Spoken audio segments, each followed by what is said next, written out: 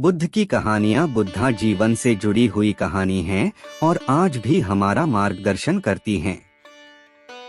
यही कारण है कि हिंदी में बुद्ध की कहानियाँ गौतम बुद्धा कहानी बेहद लोकप्रिय हैं।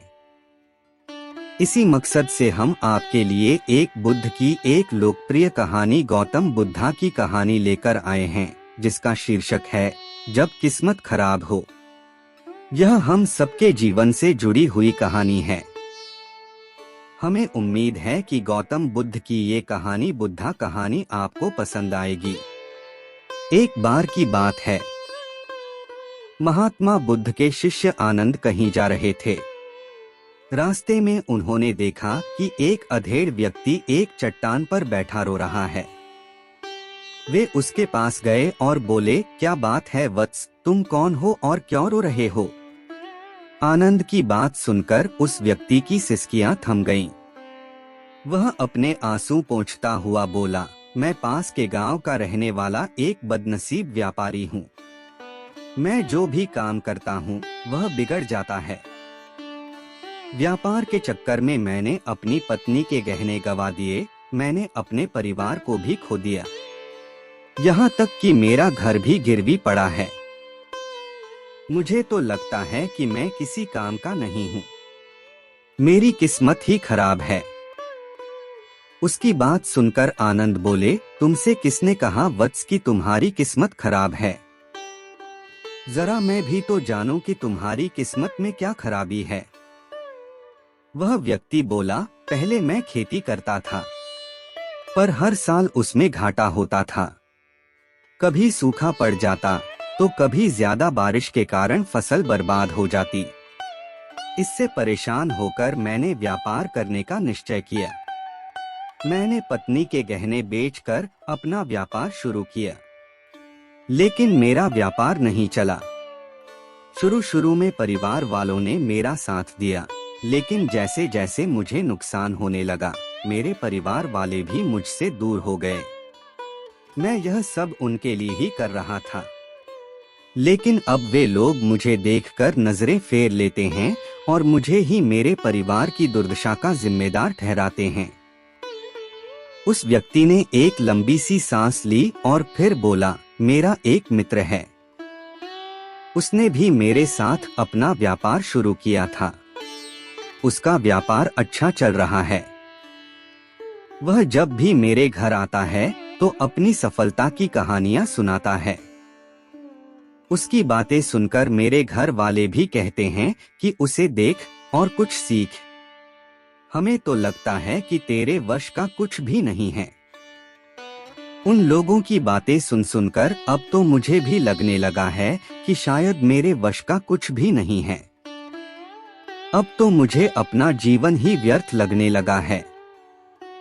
मेरे मन में ख्याल आता है कि अपना जीवन समाप्त कर लूं।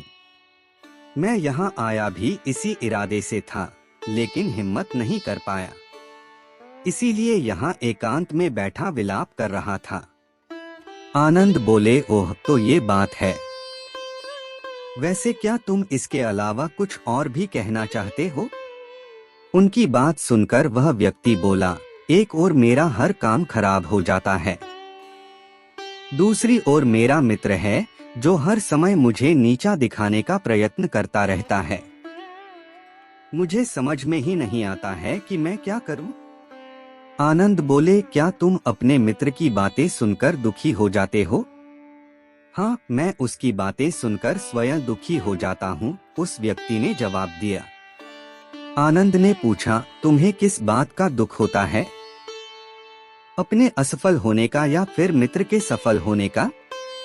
उनका सवाल सुनकर वह व्यक्ति एक पल के लिए सोच में पड़ गया। फिर वह बोला, अगर सच कहूं तो मुझे अपने असफल होने का उतना दुख नहीं होता है जितना कि मित्र के सफल होने का होता है। अर्थात यदि तुम्हारा मित्र असफल हो जाए तो तुम्हें खुशी होगी? आनंद ने प्रश्न किया। वह व्यक्ति बोला, हाँ, मुझे बहुत खुशी होगी। इसका मतलब है कि तुम्हारी खुशी तुम्हारे मित्र पर निर्भर है। आनंद बोले, अगर वह चाहे तो तुम्हें खुश कर सकता है और अगर वह चाहे तो तुम्हें दुखी कर सकता है।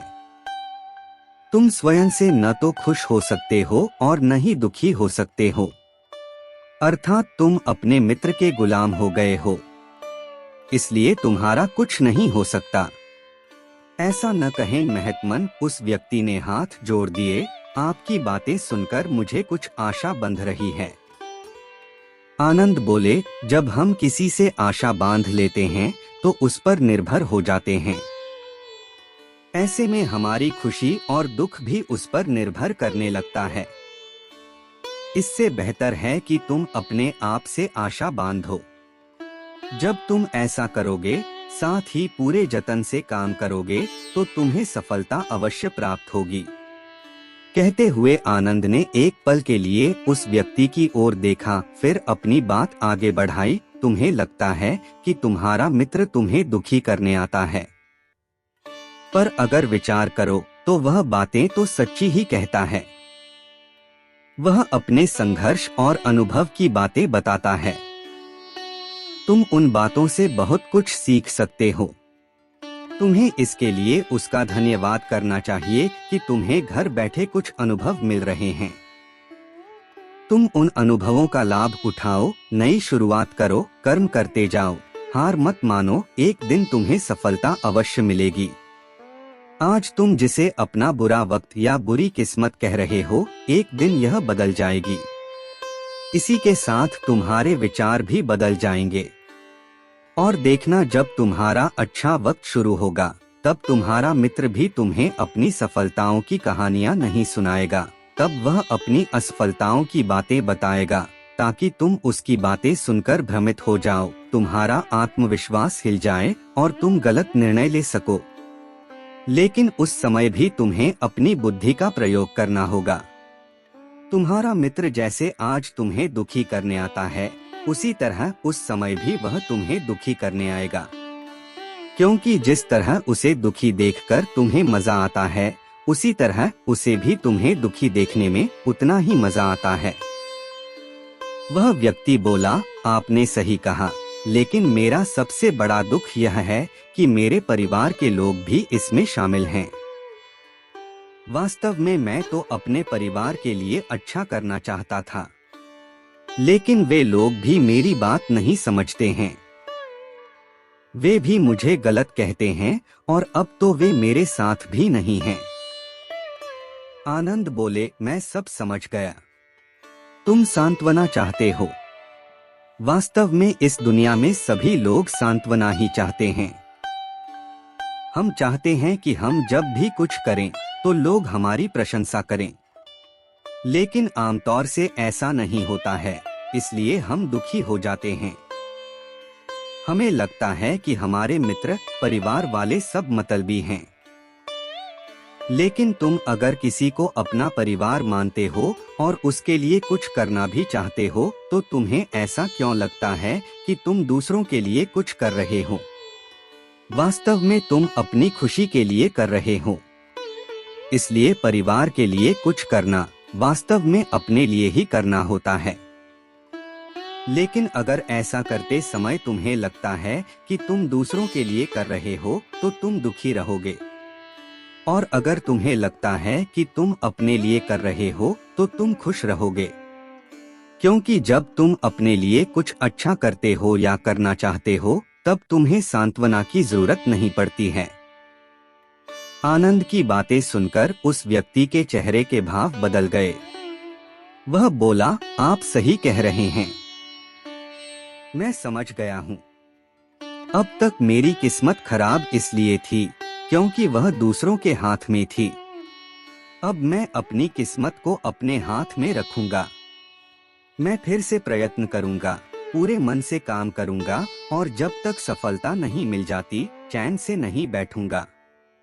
उस व्यक्ति की बात सुनकर आनंद मुस्कुराए और उसे एक छोटी सी डिबिया देते हुए बोले, इस डिबिया को हमेशा अपने पास रखना।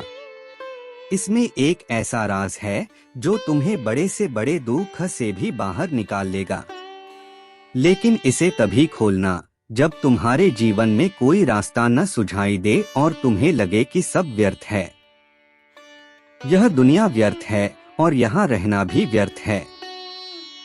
उस व्यक्ति ने आनंद को धन्यवाद दिया और डिबिया को लेकर चला गया। उसने नए उत्साह के साथ फिर से अपना व्यापार आरंभ किया। उसका व्यापार चल निकला। अपनी मेहनत और लगन के बल पर वह एक बड़ा व्यापारी बन गया। परिवार वाले भी उसके साथ आ गए और उसका जीवन हंसी खुशी बीतने लगा। अब वह भूतकाल का रोना छोड़ चुका था। वह भविष्यकाल की भी चिंता नहीं करता था, बस अपने वर्तमान को संवारने में लगा रहता था। और जो कुछ भी वह करता था वह अपने लिए करता था, अपनों के लिए करता था। इसलिए वह प्रसन्न था। उसके जीवन में अब कोई दुख नहीं था। लेकिन वक्त हमेशा एक जैसा नहीं रहता है, वह बदलता रहता है। उसके जीवन में भी बदलाव आया। एक दिन उसके राज्य पर पड़ोसी राजा ने चढ़ाई कर दी। उसने इस राज्य पर अपना कब्जा कर लिया। उसके सैनिकों ने चारों ओर लूटमार मचा दी। उन्होंने व्यापारी का सारा धन लूट लिया। उसके घर में आग लगा दी। जान बचाने के लिए उसे अपने परिवार के साथ वहां से भागना पड़ा। वह व्यक्ति अपने परिवार के साथ कई दिनों तक इधर उधर भटकता रहा। वह दाने दाने को मोहताज हो गया। उसका बच्चा बीमार हो गया। इलाज के अभाव में वह तड़पने लगा। यह देखकर उसका हृदय चीत्कार कर उठा। वह कैसे अपने बच्चे का इलाज कराए? उसके पास तो खाने के लिए भी पैसे नहीं थे। ऐसे में उसे एक बार फिर निराशा ने घेर लिया। उसे लगने लगा कि उसका जीवन व्यर्थ है, सारी दुनिया व्यर्थ है, किसी भी बात का कोई मतलब नहीं है। भले ही आप जीवन में कितना भी कुछ कर लो, कितनी भी सफलता हासिल कर लो, पर अंततः यह जीवन समाप्त ही होता है। तो फिर ऐसे में जीवित रहने का क्या फायदा? इससे तो अच्छा है कि वह अपना जीवन समाप्त कर ले। लेकिन तभी उसके दिमाग में आनंद की दी हुई डिबिया कौंध उठी। उसने उत्सुकता के साथ उसे खोला। डिबिया के भीतर एक पर्ची रखी हुई थी। पर्ची पर कुछ लिखा हुआ था। उसे पढ़कर उसकी आंखों के आगे छाया निराशा का अंधेरा छंट गया और वह मुस्कुरा पड़ा। पर्ची पर लिखा हुआ था, यह समय भी बीत जाएगा। उसने डिबिया को अपनी मुट्ठी में भींच लिया और एक नई शुरुआत के लिए उठ खड़ा हुआ। दोस्तों, अगर आप भी ऐसी ही परिस्थिति से गुजर रहे हैं तो निराश न हो। अपने अतीत पर शोक मत करें, न ही भविष्य की चिंता करें। अपने वर्तमान को जिएं और उसे बेहतर बनाने के लिए सच्चे मन से प्रयत्न करें। यकीन जानें, जल्दी ही आपकी किस्मत भी बदलने वाली है। दोस्तों, यहाँ वीडियो आपको अच्छी लगी तो अपने दोस्तों के साथ शेयर अवश्य कीजिए और हमारे चैनल पहली बार गौतम बुद्ध की कहानी देख रहे तो जरूर सब्सक्राइब कीजिएगा और वीडियोस कैसे लगी कमेंट करके बता दीजिए।